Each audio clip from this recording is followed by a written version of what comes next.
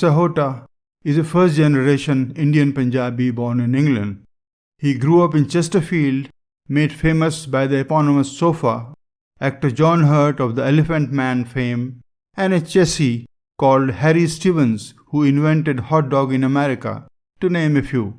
He is an alumnus of the prestigious Imperial College and teaches creative writing at Durham University. Sahota, who curiously started reading past his teens, began with Salman Rushdie, whereas his literary sensibilities point in the direction of Dickens, Flaubert, Ibsen, James, Balzac, and Dostoevsky as his influences. He has written 3 books. The first one, titled Ours Are the Streets, deals with the life of a first-generation Pakistani lad who grew up liberal in England and returns as a radicalized suicide bomber after burying his father in Pakistan. There has been criticism about Sahota not establishing raison d'etre for the protagonist's radical reaction. Lamentably, the passion for writing has turned into the business of writing in our times. The genre of non-fiction is primarily dominated by the writers of self-help books, who now reside in their proxy-populated Facebooks, Twitters, and Instagrams. Whereas the genre of fiction is devoured largely by the young adult writing, some of which is pretty smutty, and read by the young adults of God knows who. The remainder of the shelf is occupied by high fantasy escapades, leaving just the standing room for the likes of Morrison, Atwood, King, Pamuk, Ishiguro, or Adiga. There are a great number of readers and writers oblivious to the life of a child of color in a Caucasian land of promise.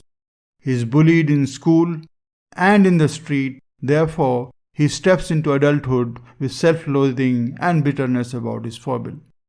They are also oblivious to what prompts mass shootings in schools, what religion is instigating the bombing of hundreds of people lined up in a mosque for prayers, which culture is forbidding girls from wearing hijab, which clergy is killing the girls for refusing to wear hijab, why a tribe of people numbering 500 million are mute spectators to the daily killing of their brethren by a tribe of just 2% of their collective might. Which rogue nation is routinely breaking and entering in countries and killing people at will? These are the matters of routine WhatsApp forwards for you and me. But a writer like Sahota transforms himself into Imtiaz and responds with a story aimed at society's insouciance. His reward would be the reader's faith in the implied backstory. Sahota's second book, The Year of the Runaways, is about the nightmares of illegal immigration and human trafficking from India to the West. The trials and tribulations of young Indians in the land of their chosen dreams, in this case England. The runaways are the 3 main characters, Tarlochan, Avatar, and Ranadeep, caught in the cobweb of traffickers, law enforcers, paper hangers, and bogus banes. Here again, Sahota is Tarlochan, Avatar, and Ranadeep, and he wants the burgeoning runaways to consider the cost of adventure before the outing devours them. In fits and starts though, but they have been Sahotas in every age. If you remember, it was Manto, not Bishan Singh, who wanted to know where Toba Tek Singh was. And the crying shame is, God, who was locked up with Bishan Singh in the same mental asylum, didn't know either. It was Orwell, not Winston Smith, who rebelled against the totalitarian regime in 1984. It was Harper Lee, not Atticus Finch, who rose to the defense of the God-forsaken mockingbird, Tom Robinson. And it was Shivani, not Ahalya, who struggled with the patriarchy in Chaudah Phere through the wrong-headed father Shivdat. His third book, titled China Room, carries the inherent immigrant DNA of alienation which resides in the classics of African American writers like Alex Haley in America, Jahaji Indians like V.S. Nepal in the Caribbean, and Arabs like Abdul Razak Gurna in Europe.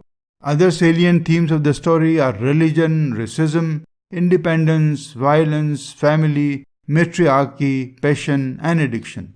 The story is a non-linear fabrication of events 80 years apart in the lives of the narrator and his grandmother between England of now and India of then. Rife racism, violence, and identity crisis drive the teenage narrator into heroin addiction in Sheffield. He makes a journey of faith in 1999 to Punjab, India for a rehab sabbatical and stays at his uncle's farmhouse. The narrator's grandfather and his two brothers got married in 1929 on the same day and had come to live with their brides in the same farmhouse. His grandmother Meher was 16 then and was virtually owned by her despotic mother-in-law. The three young brides shared a room that was used for storing bric-a-brac, which included china, where the novel found its name. The young brides were only allowed to meet with their husbands for intimacy in a dark room, at the old lady's will. Therefore, in a way, none of them really knew who their husbands were, which on occasion led to a Shakespearean bed-trick dilemma.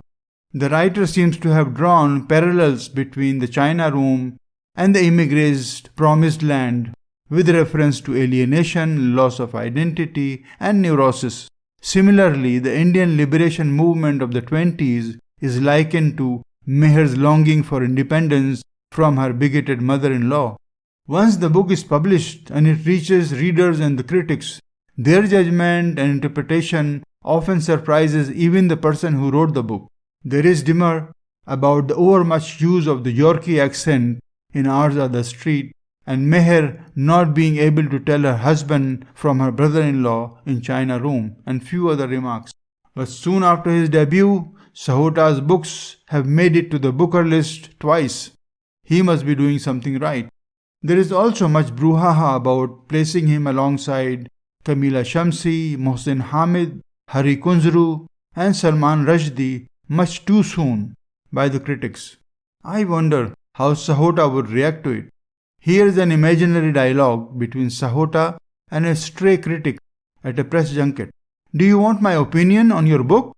queries the critic. "Yes," says Sahota excitedly. "In fact, I do." "It's worthless," responds the critic, looking sorry.